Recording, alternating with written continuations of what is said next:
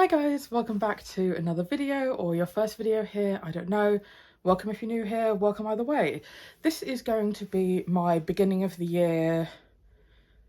I mean, technically most of the beginning of the year is winter, but I'll call it my spring book haul and unhaul just because the weather's getting nicer and I'm just willing it to be spring. And hey Rich. And I know that I'm technically calling this my book haul and book unhaul for that period of time, but that is because I didn't get rid of a... Oh my goodness. I didn't get rid of a single book, which is not great if I want to keep up my goal of... I'm gonna sneeze in my face. Yep. Oh, the delights of owning a bulldog. Oh, big stupid. My goal to get rid of more books than I haul. So I will start off with The 7 Moons of Maali Almeida.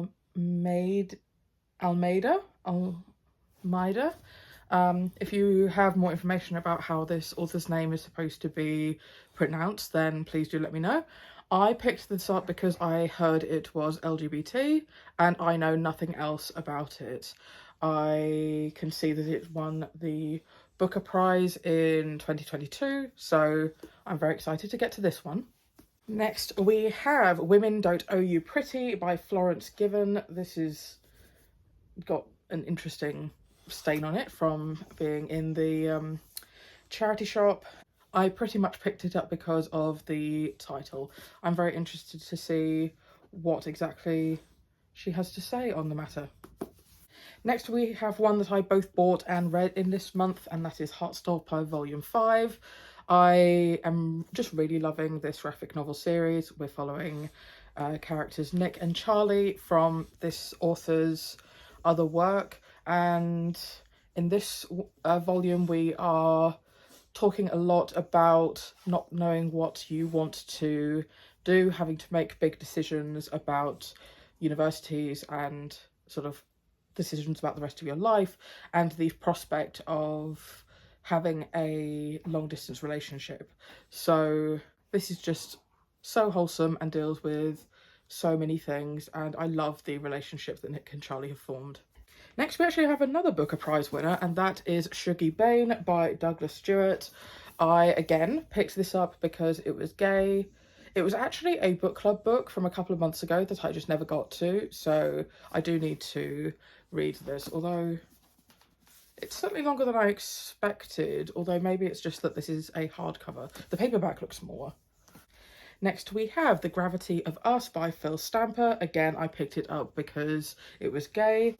I've never seen this particular sticker on a book cover. It's Royal Holloway, University of London, The Big Read. I don't know whether or not every version of this book actually has this sticker, or whether or not it was published through the Royal Holloway University. I am really not sure, but I think that this has to do with a relationship forming between two boys whose parents are going to space?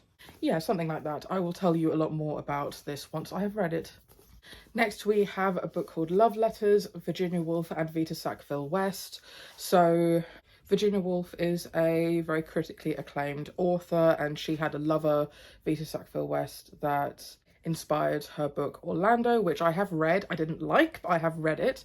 And because she's such a seminal queer author, I've really tried with her work. Like I said, I didn't really like Orlando. I read a book about a haunted house that I really didn't like by her as well. Well, that was more of a short story, short novella. And I just think that her writing is incredibly verbose. However, I am interested in the history of her as a person, so I decided to pick this up. It is quite literally collections of the letters that they sent to one another. It's not a novel based on, it's not a fiction novel based on them. So I will be getting to this very soon because I recommended it as the next book club read after the one we're currently on. Next we have another non-fiction, and that is Queer Approaches in Musical Theatre, which is an anthology of essays about queer approaches in musical theatre. Musical theatre has always been an incredibly LGBT friendly, or at least coded, genre of theatre in itself, and I love theatre, so I'm very, very excited to see what this has to say. And talking about musical theatre, I have my largest book that I hauled, and that is He's Behind You, 11 Gay Pantomimes by John Bradfield and Martin Hooper. So I, in January, went to see Sleeping Beauty Takes a Prick, which is by this group. I think the group is called He's Behind You. I can't see it here, but the group is called that. And they were selling this with their merchandise stall. Unfortunately, this does not include the script of the one I went to see. I hope that they release that separately, and I will definitely be going to see them in the future. They were clearly incredibly talented, and I just loved the inclusive nature of their stories, and it was so much fun. So yeah, this is going to take me a while to get through though, because like it is a hefty book, so it's all scripts. There's a couple of photos in here from past performances, but yeah, I'm very excited. Right, pause for a thumbnail. And there you have it. Those are all the books that I both got rid of and hauled at the beginning of the year. I would love to hear about a book that you've acquired recently, and tell me about where you got it from. Like, did you buy it? Were you gifted it? I'd love to hear about that, and I'll see you in my next video.